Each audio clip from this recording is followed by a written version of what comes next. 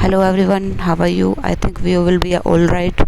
And today we will talk about lesson 1 of your poetry, Flamingo, My Mother at 60, जिसकी writer है कमला दास। और कमला दास ने इस पोएम को अपनी मदर के ऊपर लिखा, और जो 66 ईयर्स की है उनकी मदर। कमला दास के बारे में थोड़ा सा जान लेते हैं, जो इस पोएम की राइटर हैं, माई मदर एट 60। तो कमला दास का जन्म केरल के मालाबार में हुआ और उनको इंडिया की फॉरमोस्ट पोएट के रूप में जाना जाता है। और उनका जो वर्क है उसमें ओरिजिनलिटी दिखती है, वर्सेटिलिटी दिखती है, मतलब एक प्रतिभा दिखती है, and indigenous flavour of the soil, और स्वदेशी प्रेम, मतलब स्वदेशी, अपने मिट्टी, सॉइल ऑफ, अपने देश की मिट्टी का एक फ्लेवर मिलता है, मतलब स्वदेशी प्रेम भी मिलता है उनकी किसमें, उनके द्वारा लिखी गई पोएम्स में। कमला दास हैज़ पब्लिश्ड मैनी नॉवेल्स, उन्होंने कई सारे नॉवेल्स भी लिखे हैं और कई सारी शॉर्ट स्टोरीज भी लिखी हैं इंग्लिश में और मलयालम में, under the name of माधवकुटी। Madhavikutty के उपनाम से उन्होंने मलयालम में, इंग्लिश में कई आत्मकथाएं, कई नॉवेल्स लिखे हैं। और शी सेंसिटिव राइटर, वो क्या है, बहुत सेंसिटिव राइटर हैं, जो अपनी पोएम्स में ह्यूमन रिलेशनशिप के ऊपर लिखती हैं इन लिरिकल ईडियम्स, और बहुत ही सरल भाषा में और संगीतमय ईडियम्स को यूज़ करके वो अपनी पोएम में ह्यूमन रिलेशनशिप को ऐड करती हैं। ठीक है, और ये जो माई मदर एट 60 पोएम है, ये उसी का एक एग्जाम्पल है, इनकी इन पोएम्स में से एक ही ये पोएम भी है। चलिए आगे पढ़ते हैं इस पोएम के बारे में।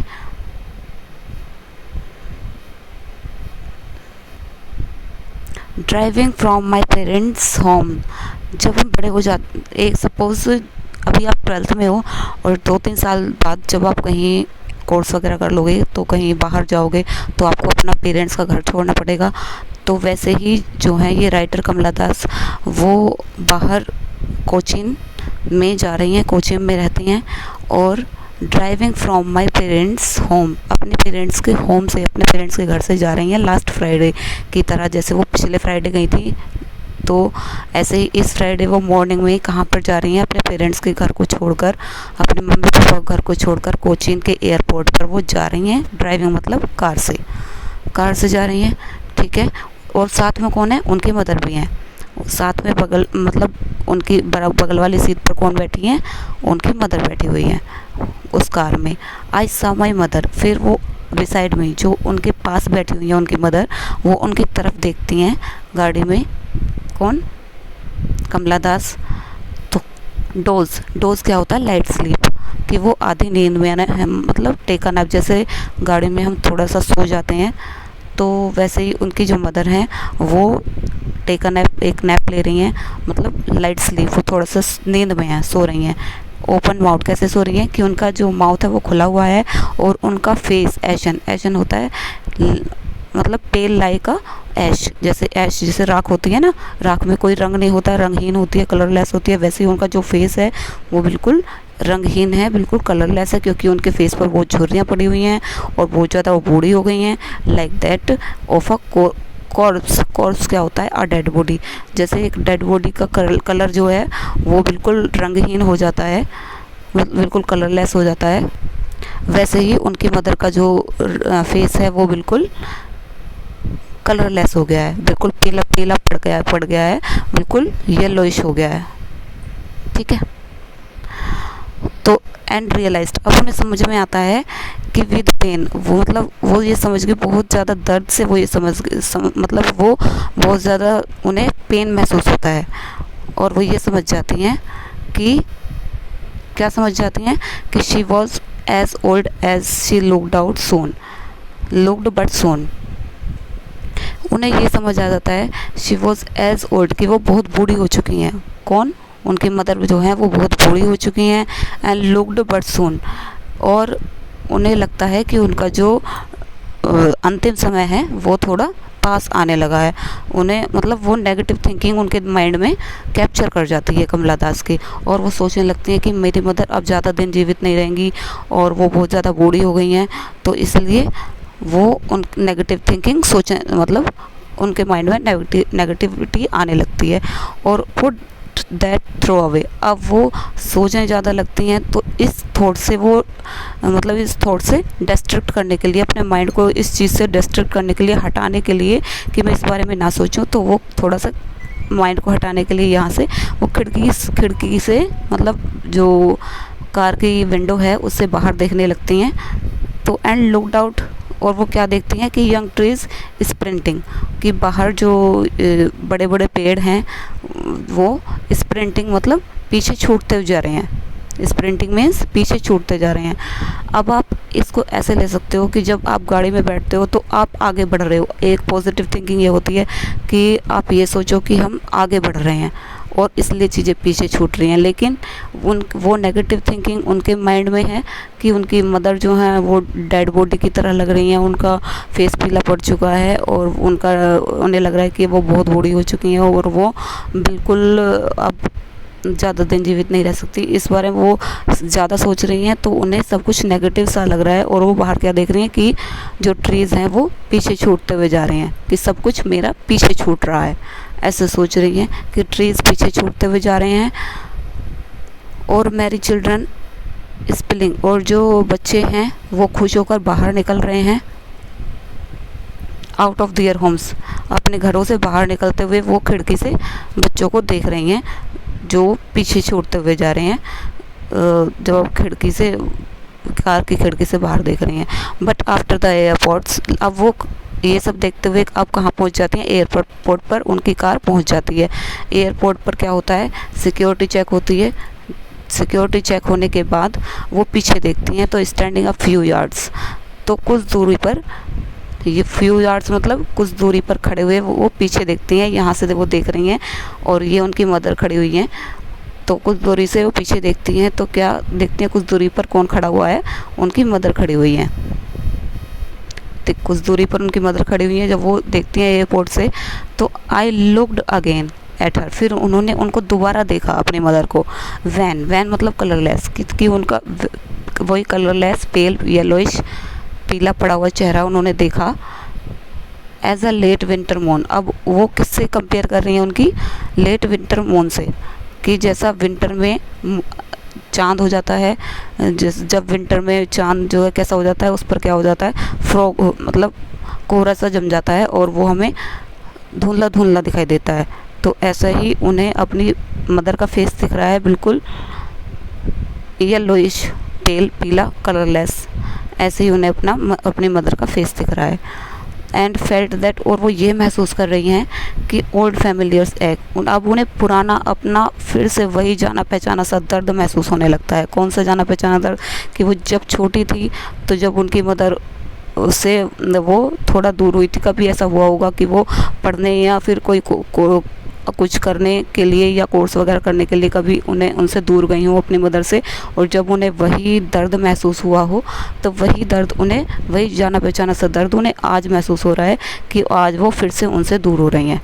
ठीक है, माई चाइल्डहुड फियर, मतलब उनका जो बचपन का डर है वही उन्हें आज फिर से फील हो रहा है।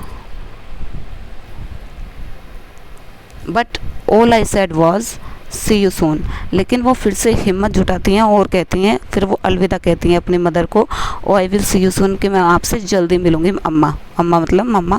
All I did was smile and smile and smile, और फिर से वो क्या करती हैं, वो स्माइल करती हैं। ठीक है, और स्माइल करती हैं, फिर से एक स्माइल करती हैं और फिर बड़ा सा स्माइल करती हैं। क्यों, और क्योंकि वो अपने दर्द को अंदर छिपा रही होती हैं जो वो उनके प्रति अपने मन में महसूस कर रही थी। ठीक है, यहाँ पर हमारी एक्सप्लेनेशन फिनिश होती है। अब हम कुछ पोएटिक डिवाइसेस के बारे में बात करते हैं। पोएटिक डिवाइसेस के बारे में क्या बात करते हैं कि स्टार्टिंग से देखिए आप पोएम को, कहाँ पर सिमिली आपका है फिगर ऑफ स्पीच और कहाँ मेटाफर फिगर ऑफ स्पीच है, इनके बारे में देखेंगे। तो क्योंकि ये पोएटिक डिवाइस होते हैं आपके, जहाँ पर एज लाइक और सो का यूज़ हो, जिस सेंटेंस में पोएम के किसी भी लाइन में एज लाइक और सो मतलब एक चीज़ की दूसरी चीज़ से कंपेयर करी जा रही हो और एज लाइक और सो का यूज़ हो रहा हो, वहाँ पर आपका सिंपली भी फिगर ऑफ स्पीच होता है। तो यहाँ पर वो कर रही हैं लाइक दैट ऑफ अ कोरप्स, तो यहाँ पर ये इस वाली लाइन में क्या है, सिंपली आपका फिगर ऑफ स्पीच है। कौन सा फिगर ऑफ स्पीच है, सिमिली। ठीक है, her face ashen like that of a corpse. ये है आपका सिमली। नेक्स्ट, और कहाँ पर सिमली यूज़ हुआ है?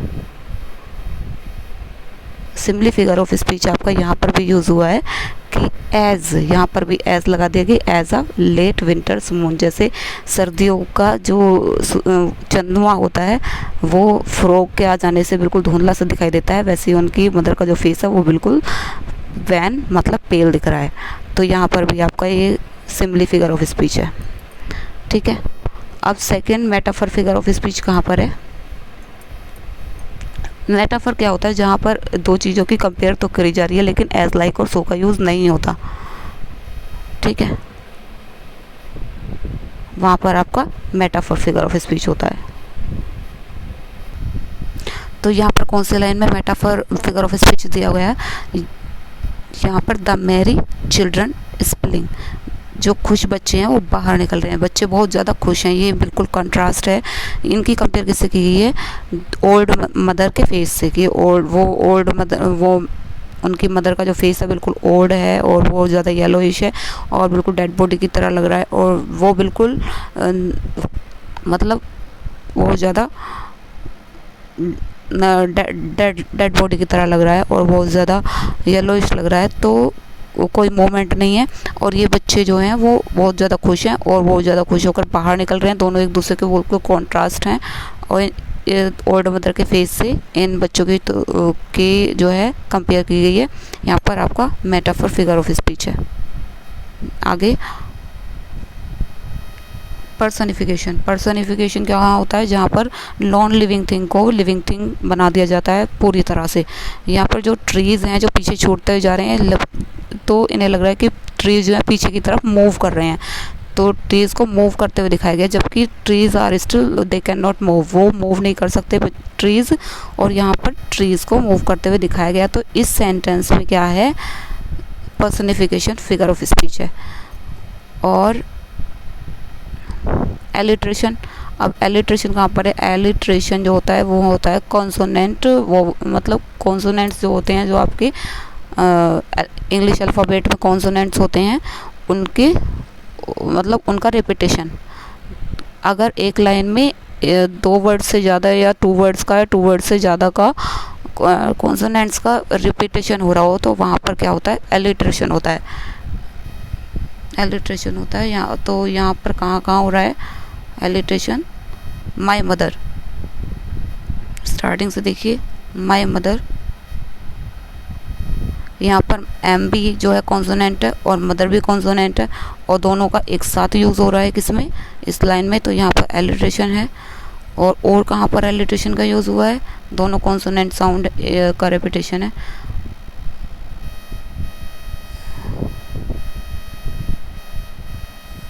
यहाँ पर दैट थॉट है, दैट थॉट, यहाँ पर भी दोनों टी जो है कॉन्सोनेंट है और दोनों का एक साथ यूज़ हुआ है, तो ये भी आपका एलिट्रेशन है।